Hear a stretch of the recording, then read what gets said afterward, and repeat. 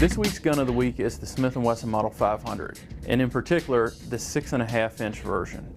The original gun came out in 2003, and this is kind of just an updated version. It's a little more maneuverable because of the 6.5-inch barrel. Has a roughly 13-inch overall size, and it weighs just shy of 61 ounces. When designing the Smith & Wesson 500, Herb Beelen went with a L or K frame grip area size that's much more shooter friendly across the board than the N frames, which are popular on the larger caliber revolvers. Grip area size alone isn't enough to reduce the intense recoil generated by the 500 Smith & Wesson mag cartridge. So the company added a Hogue mono grip, and beneath the grip is a viscoelastic polymer pad, which makes it much more comfortable to shoot.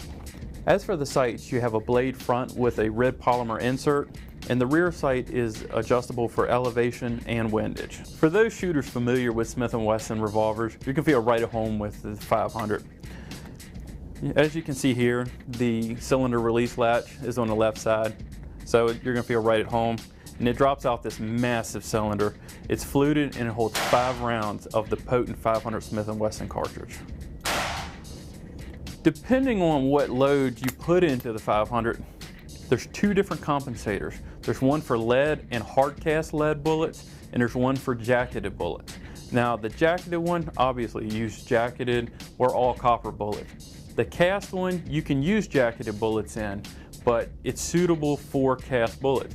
If you do use cast bullets in the jacketed compensator, eventually you're going to semi-weld it in place and you're going to have extreme difficulty getting it out. So that's why the company includes 2 compensators with it, and they're easily changed out.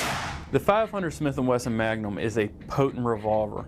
It's ideal for when you're in bear country or if you're a big bore handgun hunter. For more information on the Smith & Wesson 500 and other guns of the week, go to AmericanRifleman.org.